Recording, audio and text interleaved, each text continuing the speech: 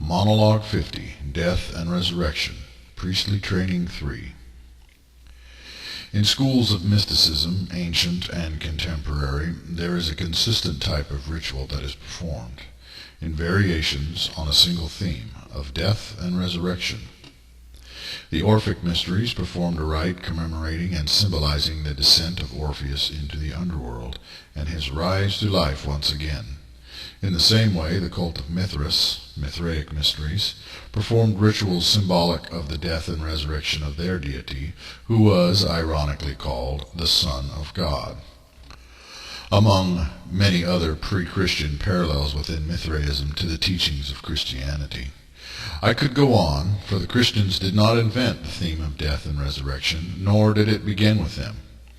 It is the consistent hope of mankind from age to age to overcome death and rise into a new state of being, or to be resurrected again into physical existence at some future time.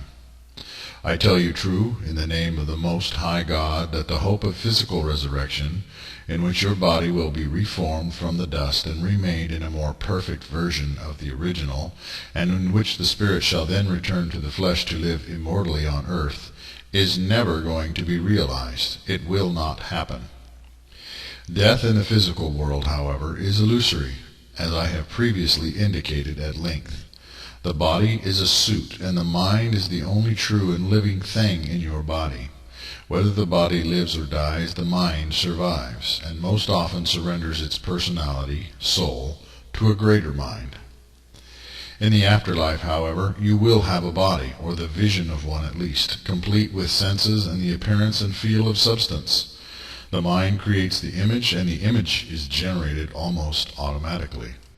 For those Christians who live in the hope of the resurrection of the dead and the second coming of Jesus Christ, I say truly that every true and sincere Christian will see Christ coming for them in the day that they die to the flesh and rise into the light to meet with their Lord and Savior, entering into a beautiful paradise to dwell in peace and harmony within Christ's presence, at least until they get bored and want to go back to the earth. There in paradise you will have the image of a body with all its sensations, though lacking of genitalia and the biological drives and imperatives of animal flesh.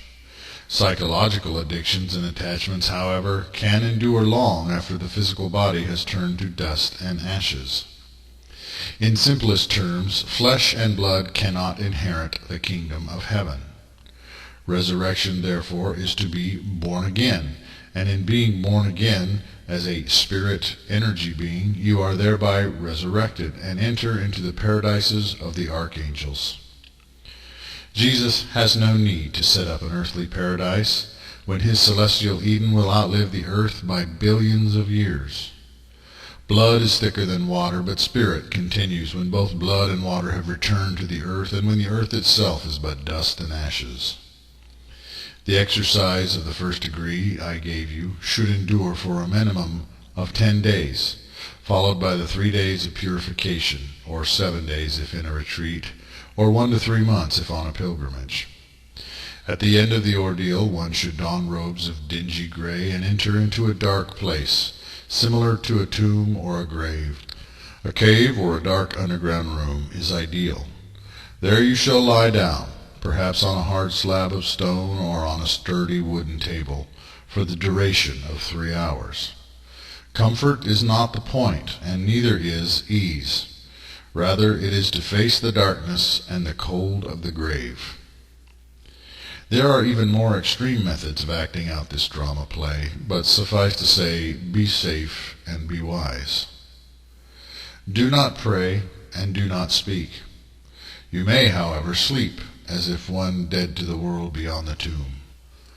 At the end of 3 hours you shall rise and leave your dark chamber, feeling your way out rather than turning on a light. A very small light might mark or designate the doorway, and it is wise to remove potential obstacles beforehand. Exiting the tomb, say, I go unto the light. I was dead, and now I live again.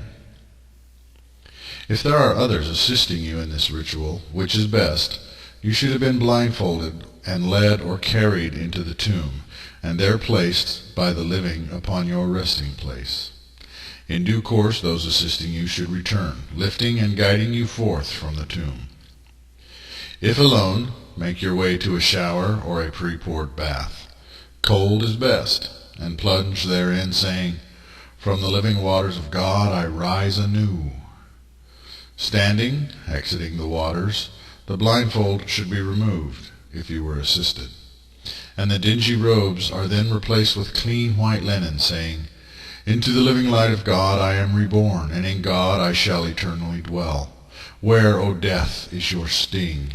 Indeed, death has been swallowed up in victory."